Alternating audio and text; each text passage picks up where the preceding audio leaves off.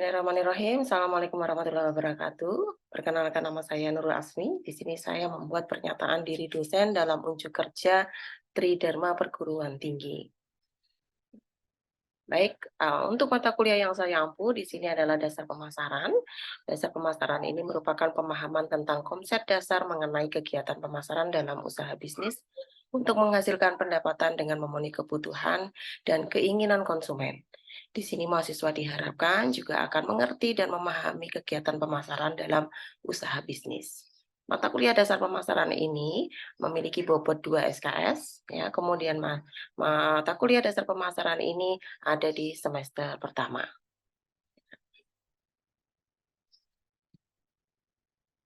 Di sini terdapat capaian prodi manajemen. Yang pertama, menjunjung tinggi nilai kemanusiaan dalam menjalankan tugas berdasarkan agama, moral, dan etika.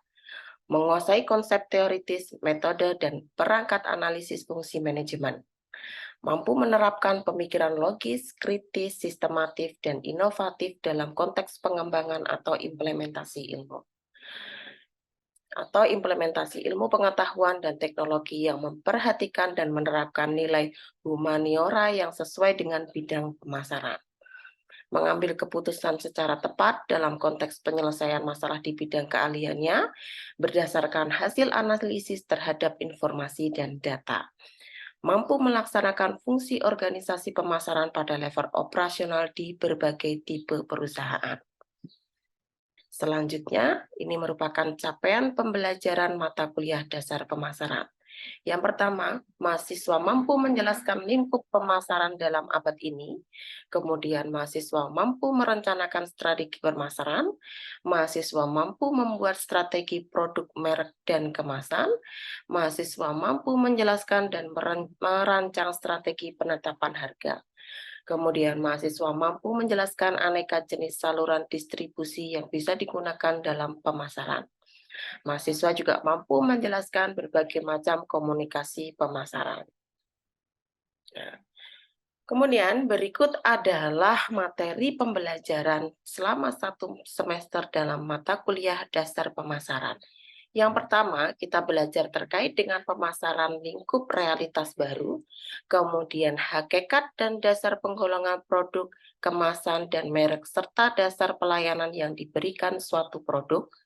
Kemudian kita juga belajar terkait dengan elemen strategi pemasaran perusahaan, elemen taktik perusahaan, elemen value perusahaan, komunikasi efektif.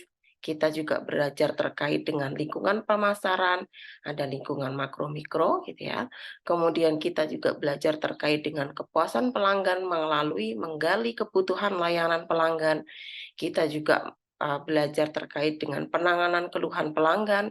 Kita juga belajar terkait dengan rencana riset terhadap suatu merek yang meliputi penentuan tujuan dan metode riset serta mempersiapkan instrumen riset.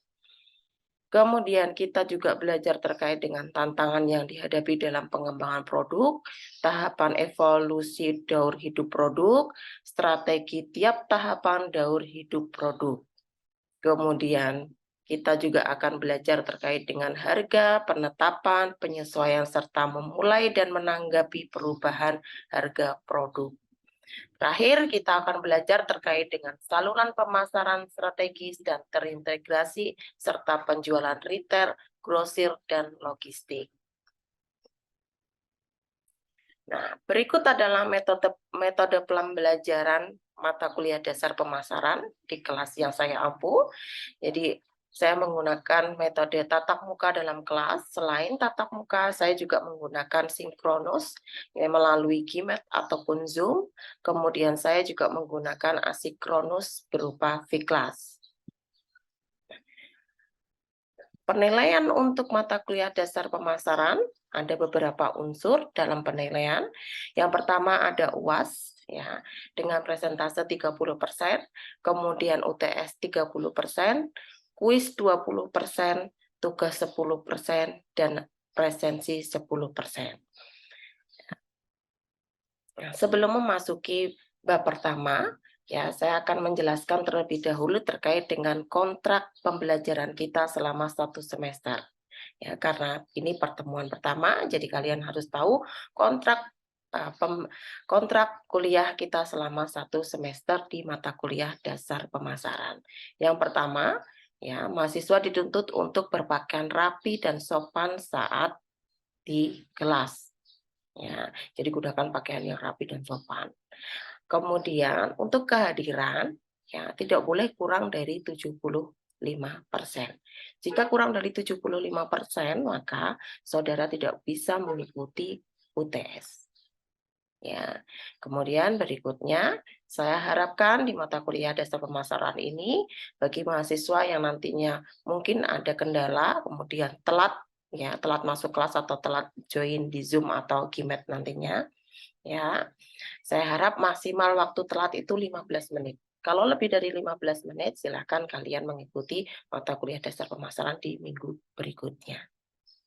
Ya, itu. Kemudian untuk V-Class biasanya saya beri waktu 2 hari sampai 3 hari masa pengerjaan tugas. Ya, lewat dari situ sudah tertutup, kalian tidak bisa mengerjakan V-Class, tugas di V-Class. Ya, jadi jelas ya, itu adalah kontrak kita selama 1 semester ke depan. Ya, oke. Ada pertanyaan? Kalau tidak ada, saya lanjutkan ya. Untuk mata kuliah dasar pemasaran, materi pertama itu terkait dengan lingkungan pemasaran untuk realitas baru. Ya. Nah, apa aja yang kita pelajari di dalam bab ini? Yang pertama ada definisi, kemudian lingkup pemasaran, ada konsep inti pemasaran, kemudian ada realitas pemasaran baru, orientasi perusahaan terhadap pasar. Ya. Nah, pertama definisi. Definisi pemasaran itu apa? Ya, pemasaran itu merupakan suatu proses sosial yang di dalamnya individu dan kelompok mendapatkan apa yang mereka butuhkan. Dengan cara apa? Bisa menciptakan, menawarkan, atau mempertukarkan produk yang bernilai dengan pihak lainnya. Ya, bertukar produk. Ya, asalkan produk itu memiliki nilai. Kalau tidak bernilai ya tidak bisa. Ya, tidak, namanya bukan pertukaran itu. Ya, itu pemasaran. Kemudian yang kedua, apa itu marketing management? Ya, proses perencanaan dan pelaksanaan. Ya, proses perencanaan dan pelaksanaan konsepsi, kemudian penetapan harga, promosi, pendistribusian gagasan, barang dan jasa untuk menciptakan pertukaran yang mampu memenuhi kebutuhan konsumennya, baik itu individu ataupun organisasi. Ya, itu merupakan marketing manajemen. Ya. Selanjutnya, ya, di lingkup pemasaran, ya, itu ada beberapa entitas yang dapat dipasarkan. Di sini ada 10 entitas yang bisa dipasarkan. Ada barang, ada jasa, ada pengalaman, peristiwa, orang, tempat, ya, properti, ya, organisasi, informasi, dan gagasan. Ya. Kira-kira yang paling banyak yang mana ini?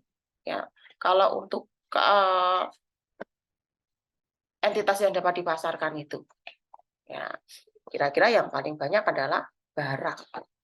Ya, kenapa bisa barang, Bu? Gitu. Barang itu isinya produk-produk untuk memenuhi kebutuhan. Ya.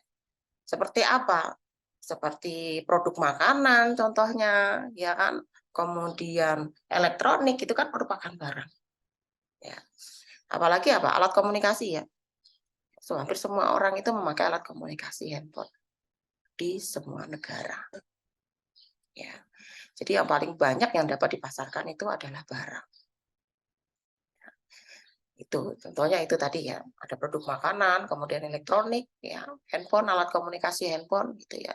Dan kita juga sebagai konsumen harus hati-hati ya dalam menggunakan alat komunikasi. Ya, jangan sembarangan karena ada undang-undangnya. Selingan aja ini. Ya, itu. Nah, itu tadi terkait dengan barang. Jadi yang paling banyak bisa dipasarkan itu barang.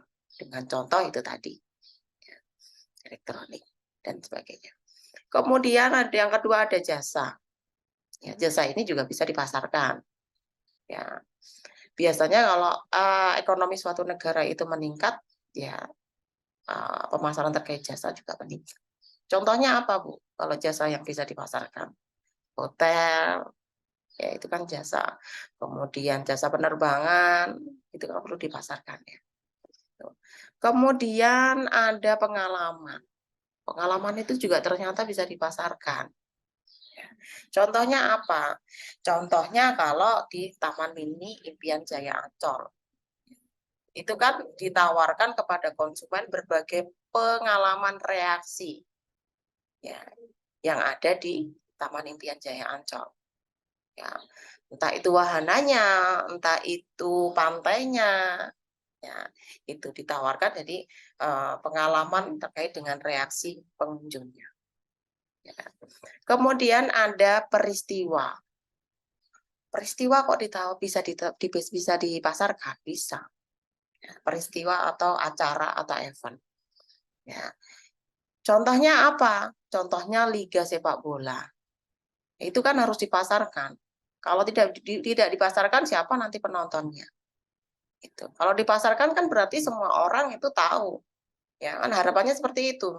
Semua orang bisa tahu akan adanya peristiwa atau event sepak bola tersebut. Ya, itu.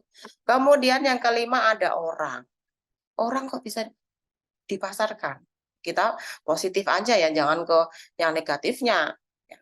Orang itu ternyata juga bisa dipasarkan. Contohnya apa kira-kira kalau orang yang bisa dipasarkan itu? Orang kok bisa dipasarkan? Apa contohnya kira-kira? Ada yang tahu? Public figure, Bu, atau artis. Iya, benar. Ya, betul. Public figure atau artis. Mereka itu dipasarkan. Kalau tidak dipasarkan tidak memiliki job. Ya, tidak ada kegiatan mereka ya itu bisa dipasarkan jobnya mereka. Kemudian yang keenam ada tempat. Tempat itu juga bisa dipasarkan. Negara-negara yang memiliki pariwisata itu kan memasarkan tempat. Ya. Kemudian ada properti. Properti itu juga bisa dipasarkan. Ya, ini hak kepemilikan tak berwujud ya, baik benda nyata maupun finansial. Finansial contohnya apa? Bisa obligasi, bisa saham. Kemudian yang kedelapan ada organisasi. Ya. Organisasi itu ternyata juga bisa dipasarkan. Caranya bagaimana kalau organisasi dipasarkan? Dengan mereka menciptakan citra yang baik. Ya. Dengan citra yang baik, orang akan apa? Ibaratnya kepincut ya, pengen ikut di organisasi tersebut karena memiliki citra yang baik. Ya, itu. Kemudian ada informasi. Ya. Nah, informasi itu juga bisa dipasarkan karena justru banyak sekarang informasi dipasarkan. Untuk apa sih informasi dipasarkan? Ya biar semua orang itu tahu terkait atau semua orang itu tahu terkait informasi tersebut atau bisa menggunakan informasi tersebut. Contohnya apa kalau informasi? Kita itu kan dipasarkan. Kemudian ada gagasan. Gagasan itu setiap penawaran pasar mencakup satu gagasan dasar. Ya, jadi gagasan itu juga bisa dipasarkan. Ya. Itu lingkup dari pemasaran ya, jadi entitas yang dapat dipasarkan. Ya. Nah, kemudian ada konsep inti pemasaran. Ya. Konsep inti pemasaran ini ya ada kebutuhan, ada keinginan, ada permintaan, ada produk, ada pertukaran dan transaksi, kemudian ada pasar. Ya. Kebutuhan itu apa sih? Sesuatu yang mendasar yang harus dipenuhi kan? Ya. Dan ini tidak diciptakan oleh pemasar, tapi diciptakan dari siapa? Dari diri kita sendiri timbulnya kebutuhan itu. Ya. Kemudian ada keinginan. Keinginan itu apa? Hasrat yang memuaskan sisi lain dari konsumen atau seseorang. Dan ini tidak harus barang. Ya. Contohnya apa? Ya. Keinginan kita untuk mendapatkan pelayanan yang berkelas, ya kan? Keinginan kita untuk menikmati rekreasi, ya. Itu merupakan keinginan. Ya. Kemudian ada permintaan. Ya. Permintaan ini merupakan apa? Keinginan terhadap suatu produk yang spesifik, ya, diiringi dengan tersedianya dan kemampuan kita untuk membeli. Ya. Kemampuan konsumen untuk membeli. Itu permintaan. Ya. Kemudian ada produk. Ya. Nah, produk ini ada berapa? Atau ada yang tahu? Produk itu ada barang dan ada jasa.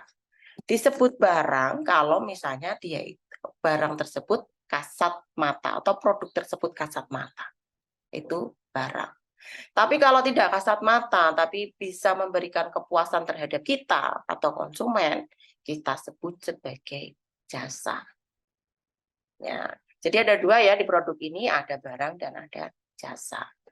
Ya, kemudian yang berikutnya ada pertukaran dan transaksi. Ya, apa sih pertukaran dan transaksi itu? Ya, cara untuk mendapatkan produk dengan menawarkan suatu produk sebagai gantinya. Ya, itu namanya pertukaran atau transaksi. Jadi ada gantinya. Ya. Kemudian konsep inti pemasaran yang terakhir adalah pasar, yang merupakan tempat terjadinya transaksi atau tempat bertemunya penjual dan pembeli. Ya. Oke, itu terkait dengan konsep inti pemasaran. Ya. Sebelum lanjut, adakah pertanyaan? Ibu izin bertanya. Oke, silakan. Bu, untuk yang pertukaran dan transaksi itu, apakah ada syarat untuk proses transaksi atau pertukaran?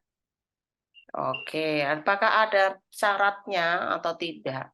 Ya, pertukaran atau transaksi ya. Transaksi itu bisa terjadi adanya berapa pihak sih? Atau cukup saya satu pihak aja sudah bisa disebut dengan transaksi atau pertukaran? Kan tidak.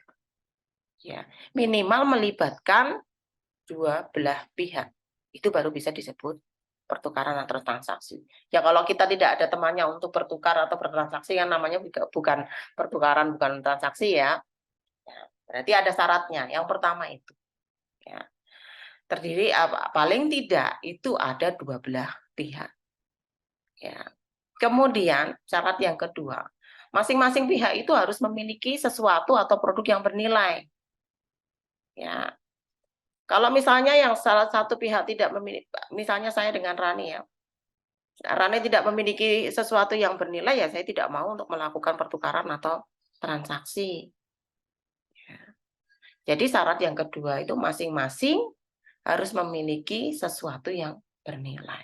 Sama-sama memiliki sesuatu yang bernilai, baru bisa melakukan pertukaran. Ya. Kemudian yang ketiga syaratnya, dia mampu untuk berkomunikasi dan menyerahkan sesuatu tersebut. Ya, syarat berikutnya adalah adanya kebebasan. Tidak boleh dipaksa. Ya, mau menerima atau menolak. Ya, itu. Jadi tidak boleh ada paksaan. Bebas mau menerima ataupun menolak. Ya. Syarat terakhir itu kita yakin bahwa transaksi itu merupakan hal yang tepat bagi kita untuk ya dengan melakukan transaksi itu kita merasa sesuatu yang tepat. Ya, itu ya.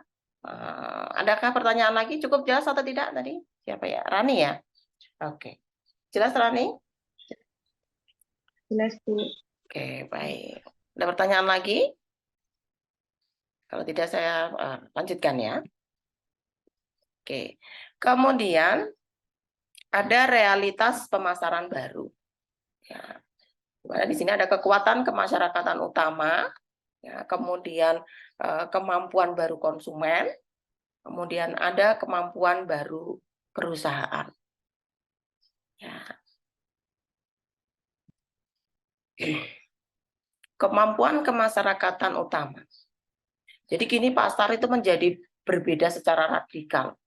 Ya, sebagai hasil dari apa? Kekuatan-kekuatan kemasyarakatan utama yang kadang-kadang saling berkaitan, yang telah menciptakan perilaku baru, peluang baru, dan tantangan baru. Ya. Contohnya seperti apa? Adanya teknologi informasi jaringan. Ya. Nah, adanya teknologi informasi jaringan ini dapat meningkatkan produksi, ya kan? Meningkatkan komunikasi yang lebih tepat sasaran, ya. Kemudian dapat menetapkan harga yang lebih relevan. Ya, itu terkait dengan teknologi informasi jaringan. Ya. Ya, digunakan untuk meningkatkan produksi yang lebih akurat, ya, digunakan untuk komunikasi yang lebih tepat sasaran, karena adanya teknologi informasi jaringan. Kemudian contoh berikutnya adalah globalisasi. Nah, globalisasi itu keuntungannya apa? Globalisasi ini dapat mempermudah perusahaan dalam memasarkan produknya. Ya, dalam memasarkan produknya sampai ke negara lain. Itu globalisasi. Jadi sangat membantu perusahaan dalam memasarkan produknya. Ya. Oke, kemudian kita lanjutkan. Kemudian ada kemampuan baru konsumen. Nah, di sini pelanggan masa kini itu menganggap perbedaan produk yang satu dengan yang lainnya itu beda tipis. Ya, sehingga mereka kurang loyal terhadap suatu merek. Ya. Mereka juga menjadi semakin peka terhadap harga dan kualitas. Ya, itu merupakan kemampuan baru konsumen. Nah, kemudian ada kemampuan baru perusahaan. Ya, ini kekuatan-kekuatan baru juga telah berpadu untuk menghasilkan serangkaian kemampuan baru bagi perusahaan-perusahaan masa kini. Pemasar dapat menggunakan internet sebagai saluran informasi dan penjualan yang kuat. Nah, ini kita merasakan dampaknya ya kalau ini ya. Memperluas jangkauan geografis mereka untuk memberi informasi kepada pelanggan dan mempromosikan bisnis serta produk mereka di seluruh dunia. Ya. Kita merasakan seperti itu ya. Jadi perusahaan itu mampu untuk memperluas jangkauan geografis untuk memberikan informasi kepada pelanggan atau customer seperti kita. Kemudian, para manajer dapat mempermudah dan mempercepat komunikasi internal di antara pegawai dengan menggunakan internet sebagai internet pribadi. Nah, itu tadi kemampuan baru perusahaan. Nah, kemudian ada orientasi perusahaan terhadap pasar. Ya. Nah, di sini ada 5 konsep, ya, ada 5 konsep pemasaran ya, yang dilakukan organisasi dalam menjalankan pemasaran. Pertama ada konsep produksi, yang kedua ada konsep produk, kemudian ada konsep penjualan, kemudian ada konsep pemasaran, dan ada konsep pemasaran sosial. Ya. Nah, konsep produksi, ya, merupakan salah satu konsep tertua dalam bisnis. Nah, konsep produksi ini menyatakan bahwa konsumen akan menyukai produk yang tersedia di banyak tempat dan murah harganya, tentu. Ya, kita sendiri sebagai konsumen, kalau misalnya kita memiliki kebutuhan suatu produk dan produknya itu misalnya ada di mana-mana, kan kita senang. Kita mau pergi kemana juga ada produk itu. Apalagi ditambah dengan harga yang murah. Ya, itu. Nah, di sini manajer berorientasi ya, produksi, memusatkan perhatian pada usaha-usaha untuk mencapai efisiensi produksi yang tinggi dan distribusi yang luas. Ya, itu orientasi manajemennya ya, di konsep produksi, distribusi yang luas, ya, bisa dipasarkan di mana-mana produknya. Gitu. Kemudian konsep produk. Yang kedua konsep produknya.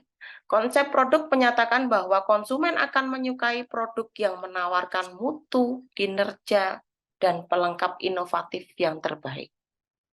Ya, kita juga sebagai customer kalau mencari kebutuhan produk itu kan pasti kita lihat dulu mutu produknya, ya kan?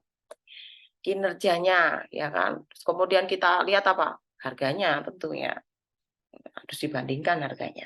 Ya, itu. Nah, di konsep produk ini manajemen itu berorientasi pada apa? memusatkan perhatian mereka pada usaha untuk menghasilkan produk yang unggul. Ya, dan pasti perusahaan juga akan terus berupaya untuk menyempurnakan produknya. Ya, di konsep produk ini. Ya. Kemudian ada konsep penjualan. Ya. Nah, konsep penjualan ini menyatakan bahwa konsumen jika diabaikan biasanya tidak akan membeli produk dalam jumlah yang cukup. Saya pun juga seperti itu ya. Kita kalau diabaikan kan malas ya untuk beli. Pasca pembeliannya juga akan malas. Ya, untuk membeli laginya juga malas. Ya, karena merasa diabaikan. Ya. Nah, di konsep penjualan ini, perusahaan harus memiliki cara penjualan dan meningkatkan promosi yang efektif. Untuk apa? Untuk merangsang pembeli. Ya. Itu yang harus dilakukan perusahaan di konsep ini. Konsep penjualan ini. Ya, jadi harus memiliki cara untuk penjualan dan promosi ya, untuk menarik konsumen. Kemudian ada konsep pemasaran. Konsep pemasaran menyatakan bahwa kunci untuk meraih tujuan organisasi adalah menjadi lebih efektif daripada para pesaing atau kompetitor dalam memadukan kegiatan pemasaran guna menetapkan dan dalam memuaskan kebutuhan dan keinginan pasar sasaran. Nah, konsepnya seperti apa kalau pemasaran? Ya, konsep pemasaran itu ada pada kebutuhan pembeli. Ya, itu kalau pemasaran. Kemudian yang terakhir ada konsep pemasaran berwawasan sosial. Ya. Dalam konsep ini, ya, konsep pemasaran berwawasan sosial itu menyatakan bahwa tugas perusahaan adalah menetapkan kebutuhan, keinginan, dan minat dari pasar sasaran, serta memberikan kepuasan yang diinginkan secara lebih efektif dan efisien dibandingkan pesaing, dengan tetap memelihara atau meningkatkan kesejahteraan konsumen dan masyarakat. Itu konsep pemasaran berwawasan sosial. Ya. Oke. Nah, itu tadi materi dari bab 1 kita. Ya. Dan di sini sebelum masuk ke tugas, ada pertanyaan terlebih dahulu? Tidak ada. Kalau tidak ada, ini ada tugas dari saya. Ya. Buat ringkasan terkait realitas pemasaran saat ini. Ya. Ringkasan terkait, jadi nanti bentuknya seperti makalah gitu ya. Kemudian tugas dikirim ke email. Ya, emailnya ini. Ya, nurul_staff.gunadharma.ac.id. Ada pertanyaan terkait dengan tugas? Oke, boleh. Ya, silakan. Mau tanya untuk tugasnya minimal berapa halaman ya? Minimal berapa halaman? 2 halaman ya. Maksimalnya nggak usah banyak-banyak ya. Maksimalnya 5 halaman. Jadi ranknya dari 2 sampai 5 halaman. Gitu ya. Ada lagi? Untuk perkumpulan yang ngumpulin tugasnya maksimalnya kapan, Bu? Untuk kumpulin tugasnya maksimalnya besok. Ya. Jadi besok jam 23.59. Ya, kalau lewat dari itu tidak saya nilai. Saya anggap tidak mengumpulkan tugas. Ya, jadi datanya besok ya. Jadi masih ada waktu, silakan kalian membuat, masih ada waktu 1 hari lebih. Ya, deadline-nya besok. Ada pertanyaan lagi? Tidak ada? Nah, kalau tidak ada, saya cukupkan pertemuan hari ini. Jangan lupa absen ya. Absennya sudah saya kirim di pesan di bawah. Itu silakan kalian klik link formnya, kalian isi absen. Ya. Oke, kalau tidak ada pertanyaan, ya saya cukupkan pertemuan hari ini. Terima kasih banyak.